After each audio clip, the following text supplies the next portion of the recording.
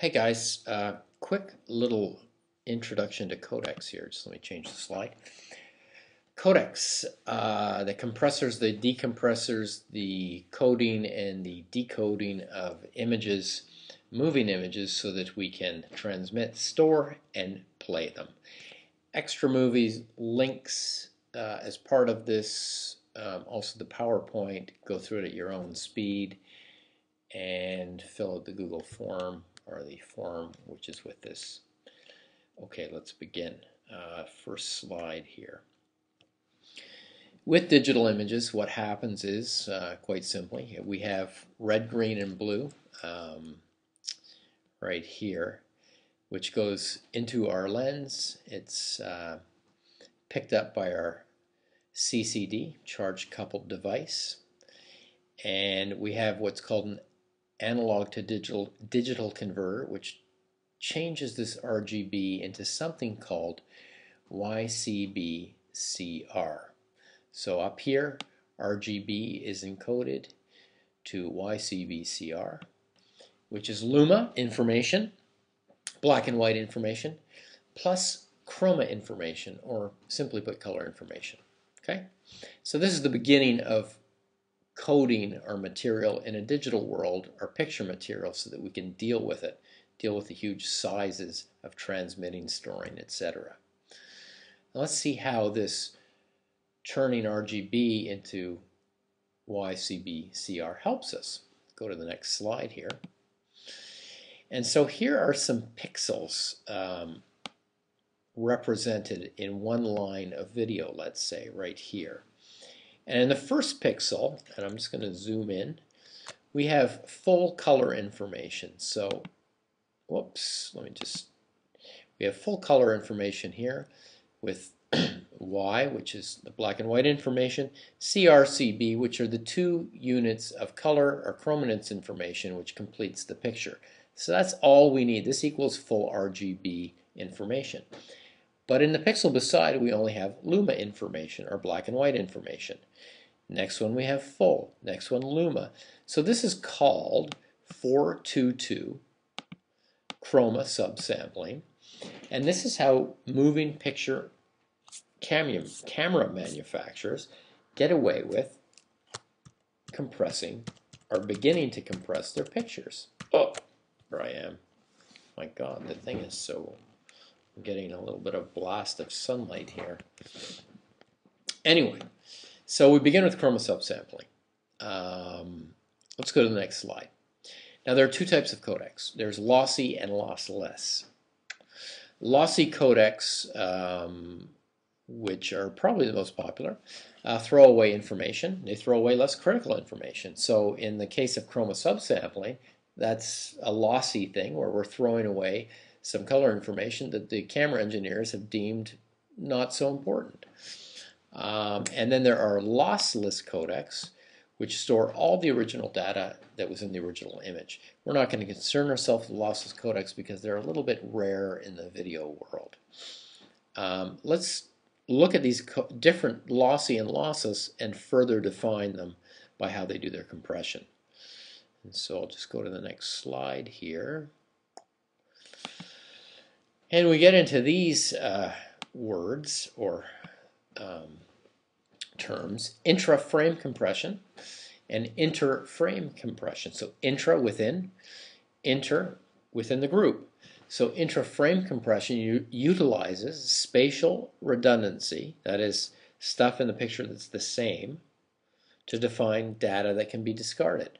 So intra-frame is spatial, whereas inter-frame compression compares groups of frames together and eliminates redundant data across those frames.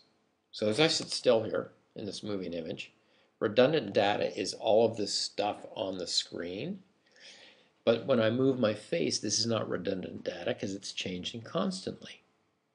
So intra-frame, interframe.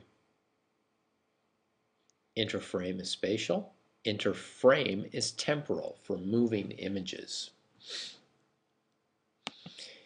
We can further discuss codecs in terms of their bit rates. Do they use a constant bit rate or a variable bit rate? With a constant bit rate, Your picture quality may change depending on how complex your image is. So, for example, when you're watching a football game and there's a pan across the audience or the stadium, the picture with all those people in it breaks up, and it's breaking up because you have a constant bit rate, because constant bit rates are cheaper, same size pipe, fits all. And that's what they use, and the image breaks up.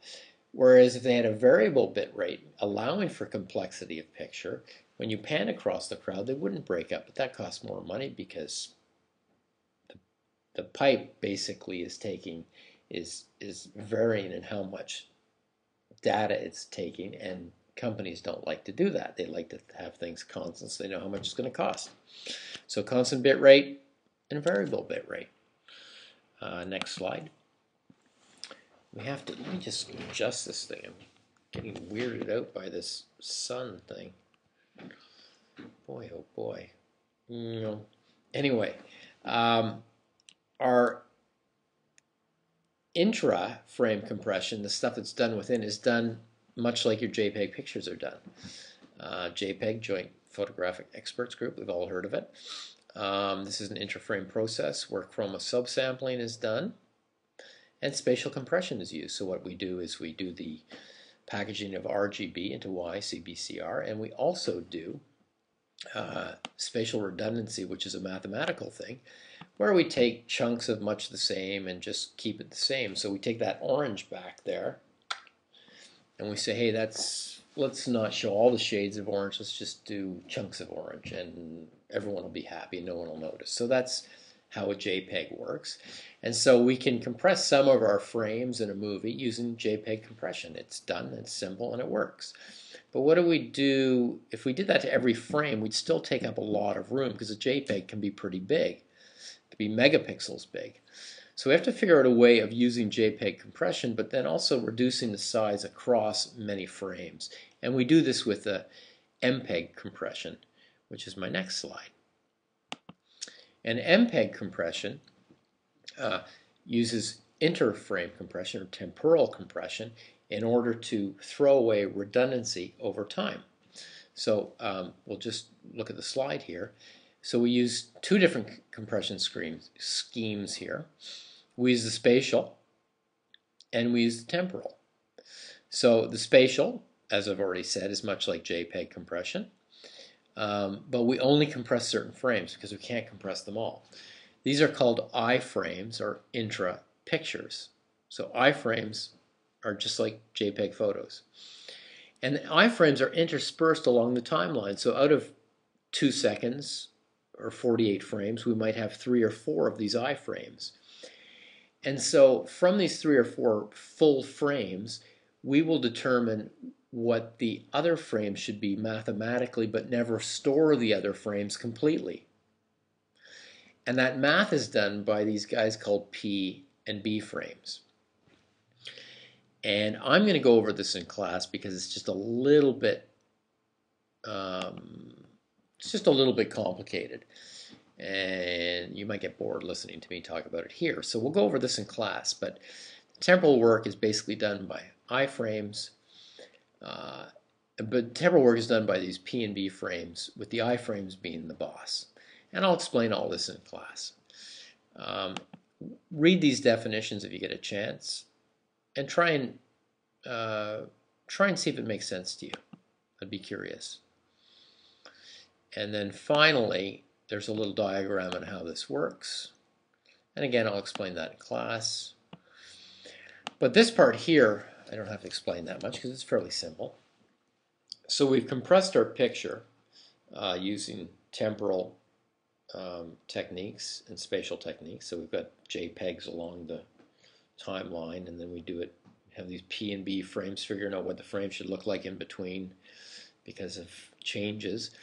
And so we take that data and we have to package it. We have to package it because we have to say, well, what frame rate should we play this out at? Are there chapter marks, as in a DVD? Is there metadata involved? What camera uses? What date was this taken on? Is there audio that needs to go with it? So in order to put all this stuff together, we use what's called containers. So container formats hold codecs and play them out. QuickTime is a container format. So here we have the video, which is H.264, the codec. We have the audio, which is AAC codec. We have the metadata, which could include camera, date it was shot, etc. And we have the streaming data, how many frames per second, whether there are chapter marks, when to start, stop, and all that kind of stuff when you get a little bit fancier. So all that stuff is held by this container. And just to wrap up, containers include .mxf, .mp4, .move, .wmv, .r3d, which is a red camera, container.avi, which is a Microsoft container, .move, which is QuickTime Apple Macintosh, blah, blah, blah. So there you have it, codecs. Watch the extra films that I've given you. Look at this PowerPoint, and we'll talk about I, P, and B frames in class. Have a great time looking at it. They're real important, these codecs. They are the sort of foundation for motion pictures and films as we see them today, because we watch so much stuff on the internet. Anyway, have a good day. Bye.